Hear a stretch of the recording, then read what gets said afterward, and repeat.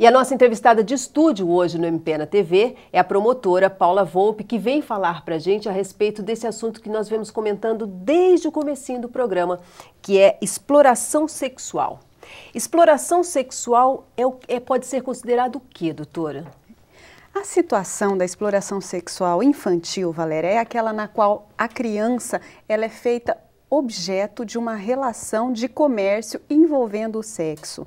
Então, diferentemente do abuso sexual, em que se abusa sexualmente da criança ou do adolescente, e a gente entende haver o estupro de vulnerável aí, nós temos um outro crime, que é o de exploração sexual infantil, quando se utiliza da criança ou do adolescente para se obter o ato sexual ou a prática sexual numa situação de comércio, em que há a troca de dinheiro ou de uma outra vantagem.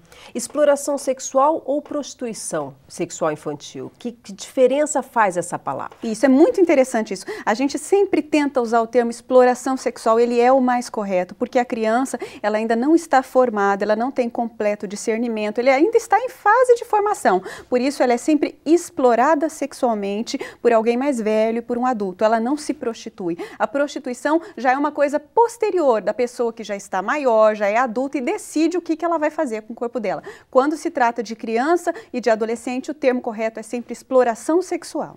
E a gente fala de exploração sexual tanto da criança quanto do adolescente, né? Os dois cabem aí dentro dessa situação de exploração, não de prostituição. Isso, exato. O Estatuto da Criança e do Adolescente prevê pena, inclusive, de 4 a 10 anos, aí a dosimetria fica a critério do juiz, para quem promove essa exploração sexual, tanto da criança como do adolescente. Doutora, nós vimos aí uma matéria da senhora trabalhando com professores, tentando explicar para eles como é que eles devem ali se situar quando se confrontam com uma situação de exploração sexual. E como é que a gente se situa? A dona de casa, a mãe, a pessoa que está envolvida com a criança.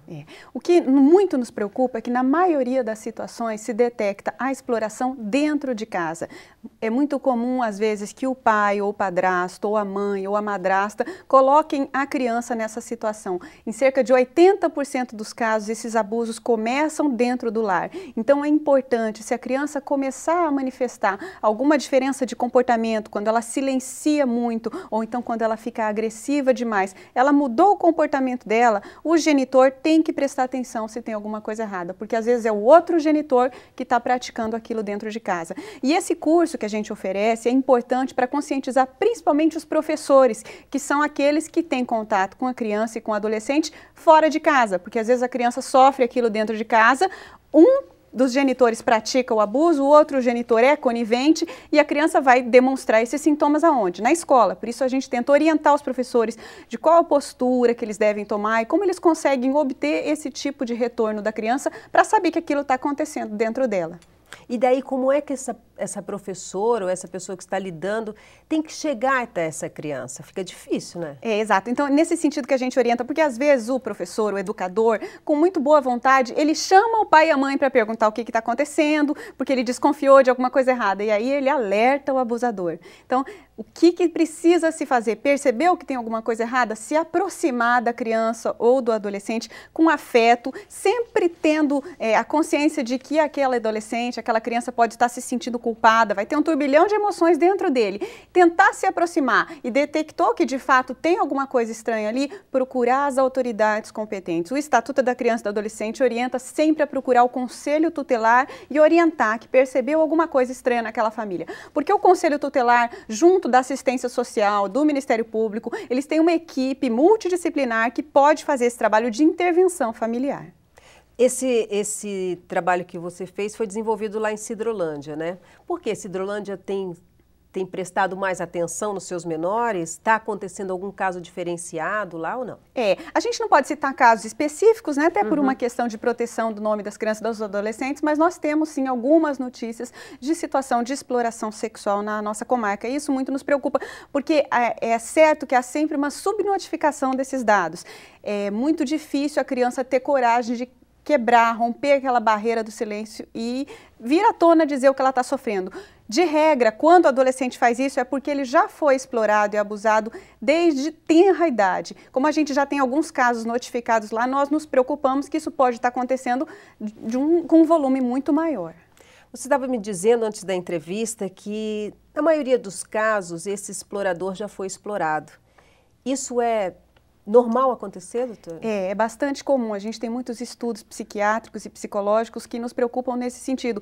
É comum o pai e a mãe serem abusados e eles não resolvem aquilo, não fazem uma terapia, um tratamento para tratar aquele trauma, aquele dano emocional que ficou dentro deles e quando adultos eles repetem aquele abuso sexual que cometeram. Então não é sempre que a gente tem que olhar como um infrator aquele que faz. Às vezes ele foi vítima e porque ele não se resolveu bem, ele acabou se tornando um infrator que também precisa, além de uma punição, de um tratamento para não voltar a delinquir. E aí o tratamento é feito com toda a família, porque ele vai envolver toda a família nessa situação, né, doutora? Exato. Se tem uma mãe que é omissa, aquela mãe também precisa de orientação, ela precisa ser acompanhada para aprender a defender direito a prole dela. E os outros irmãos é muito comum que também sofram com aquela situação, ou porque presenciam, ou porque tem medo do genitor quando é praticado pelo pai, que é na maioria dos casos o pai ou o padrasto. Então a família inteira precisa ser acompanhada.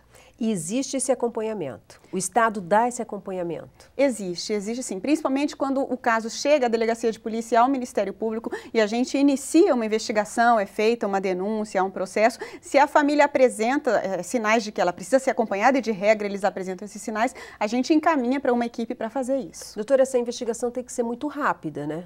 Então, ela tem que ser rápida e infelizmente ela acaba não sendo porque demora demais para conseguir fazer a criança falar. Nós temos alguns lugares já no país como Porto Alegre em que existe o depoimento sem dano, em que a criança é ouvida na presença de um psicólogo e o promotor e o juiz acompanham distantes.